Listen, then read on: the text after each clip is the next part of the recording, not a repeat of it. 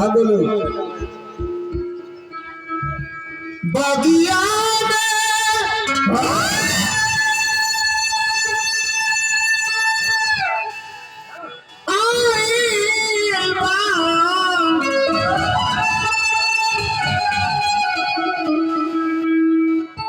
अरे तू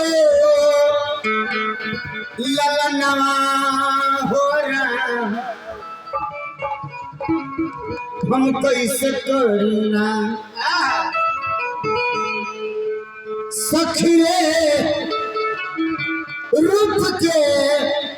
बखाना हो राम हम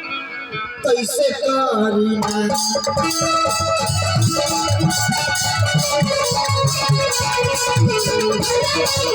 सखिए रूप के बखाना हो राम कैसे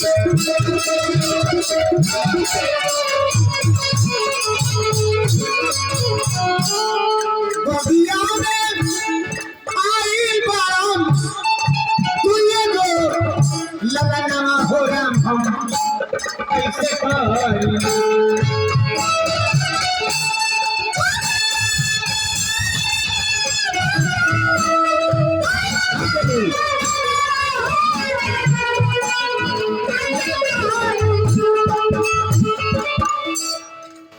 सखिए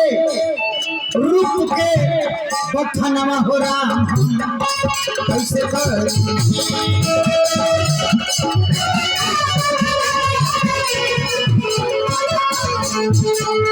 रूप के बखानवा हो राम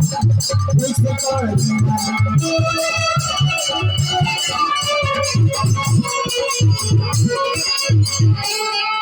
मतलब भैया और टेबल मतलब राजा बहुत भाई अच्छा सही बा एगो बारन सावर एगो बारन सावर एगो बारन वाह एगो बारन सावर एगो और बा बदनवा हो राम हम कैसे करिया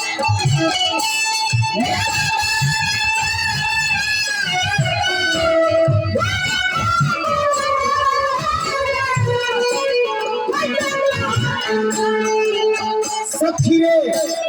रूप के बखानवा हो राम कैसे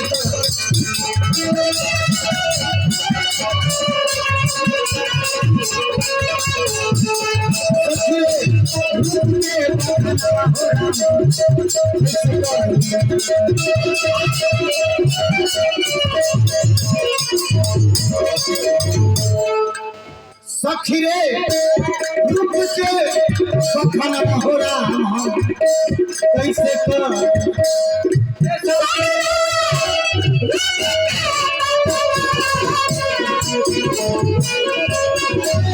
हमारा गुड्डू बाबा नाम बदल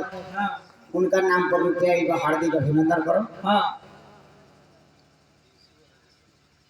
भैया ऋषु जी और रविशंकर जी हमारे के 50 रुपया का पुरस्कार करेंगे हार्दिक हार्दिक अभिनंदन करो। भगवान से शुभकामना की कामना करो। सीता जी के बर्दाश्त ना हुई तो सीता जी चल दी हली कहाँ बबुआ कहाँ जहाँ रामचंद्र जी रहले हैं तो भाव कैसन बा सिया राम के नजरिया फूल सिया राम के नजरिया फूल दरिया में लगी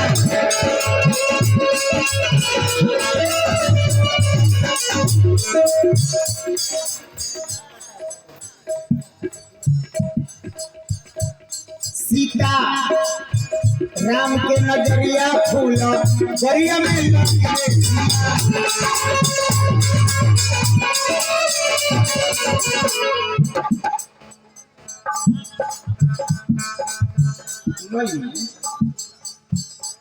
राम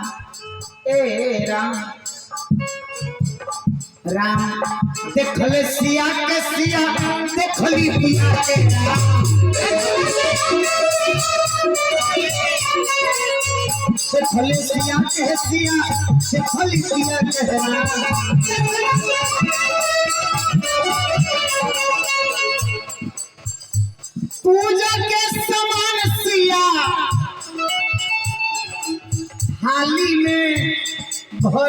रे सिया डाली में भरी रे सिया राम के नजरिया फूल बरिया में राम के नजरिया फूल बरिया में रे सिया सिया और राम के नैन में नैन मिलो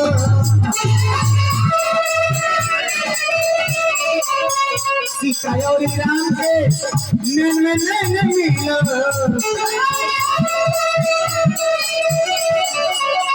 चंपा चमेली बेली अजबे खिलो चंपा चमेली बेली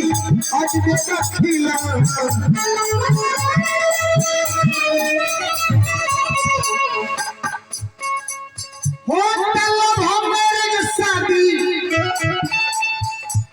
तब करी रे सिया राम के नजरिया फूला बरिया में लगी रे सिया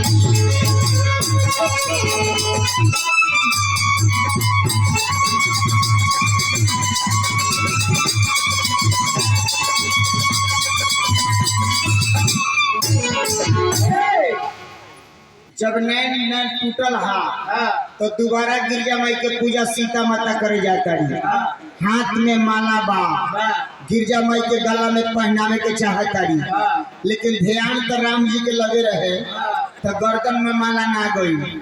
अब गर्दन से अलगे माला गिर गई तो मूर्ति से मुस्कुराहट आई इजा गोस्वामी तुलसीदास जी लिखले बानी कैसे होगा विनय प्रेम बस भाई भाई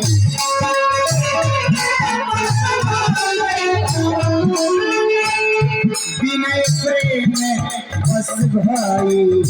भवानी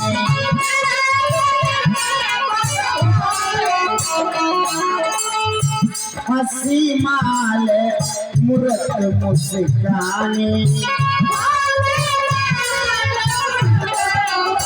अरे खसी हिमालय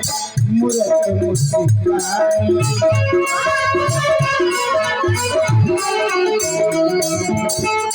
सुनसी सत्य आशीष हमारी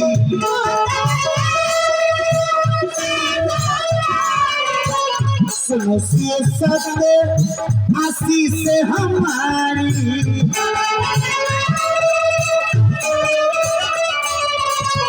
पूजी ही मनोकामना तुम्हारी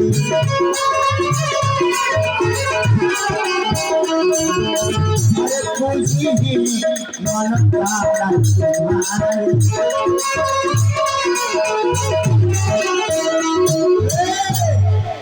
गिरजा माई आशीर्वाद दिली कि जा बेटी जा तुझे मन में रख ले बड़ू तार मनोकामना पूर्ण होई वे सीता जी अपना घरे लौटा तारी और राम लक्ष्मण अपना गुरु जी के पास जाता रहे तो कहानी अब तनका देर रहे थी।